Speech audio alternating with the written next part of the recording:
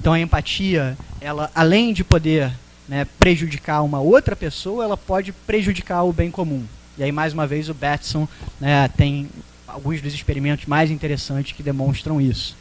Então, o Batson ele mostra que em situações de dilemas sociais, principalmente quando você tem bens, né, escassos,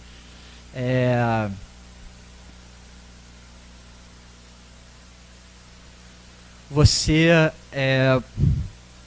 pode vivenciar essa situação onde a empatia apresenta um resultado que é prejudicial para o bem comum. Então imagina que uma pessoa ela tem que distribuir certos bens e aí ela pode ou distribuir, né, para si mesma, que é a situação egoísta, ou ela pode distribuir para o grupo, ou ela pode distribuir para uma outra pessoa do grupo, uma pessoa específica do grupo. E aí, mais uma vez, né, ele repete, né, aquela estratégia para gerar ou baixa empatia ou alta empatia. Né? Então, você tem uma situação, né, onde você pode ficar com os bens para si próprio, e aí, nesse caso, é claro que a maior parte das pessoas querem ficar com os bens para si próprio, mas se você exclui essa possibilidade, que é a situação do juiz, né, que tem que decidir, né, muitas vezes a favor de um ou a favor, né, de um grupo, se você exclui essa possibilidade, né, da situação egoísta, né, você tem a situação que é uma situação que pode ser altruísta, que é, né, ajudar uma pessoa, ou uma situação que é também altruísta, mas que envolve ajudar o grupo e não uma única pessoa. E aí, na situação de baixa empatia, né, a opção do decisor é por ajudar o grupo, mas, mais uma vez, na situação de alta empatia, quando você escuta uma história, né, uma narrativa pessoal que conta um determinado drama pessoal, você se envolve emocionalmente, você passa por essa situação de contágio emocional e você decide a favor daquela pessoa em detrimento do bem comum. O curioso, né, que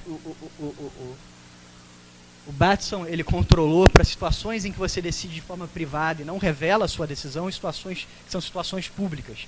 O que acontece quanto ao egoísmo quando você tem que revelar a sua decisão? As pessoas deixam de ser egoístas. Se você vai ter que revelar o que você decidiu depois, você deixa de ser egoísta. Mas se você, na situação de alto grau de empatia, né, que você decide a favor de uma pessoa em detrimento do grupo, né, você não deixa, né, de ser altruísta em relação àquela uma pessoa para decidir a favor do grupo, ou seja, você não tem vergonha desse tipo de coisa. E talvez isso tenha a ver até com a nossa cultura e com o nosso vocabulário, onde a gente chama pessoas altruístas de coração mole. Talvez um juiz que decida a favor de uma pessoa e não do grupo vai ser taxado, né, de um juiz que tem um coração mole, mas não vai ser julgado de uma forma perversa, ele não vai ser julgado como sendo, né, uma pessoa egoísta. Né? Então, até os termos que a gente vai utilizar para classificar essa situação são diferentes da situação do juiz que, né, decide, né, em benefício da própria causa, né, visando o seu próprio interesse. Então, mais uma vez, né, acho que a gente pode pensar aqui nos casos de medicamento. Né? Muitas vezes a gente tem decisões que são decisões que beneficiam certos indivíduos, e essas decisões que beneficiam certos indivíduos acabam prejudicando políticas públicas que iriam ajudar um grande número de pessoas. Né?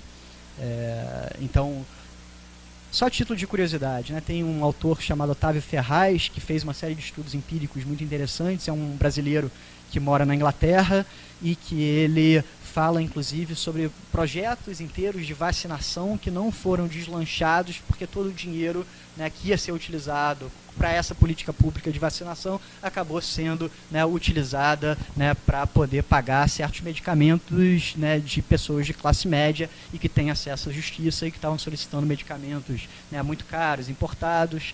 É uma história que vocês já conhecem.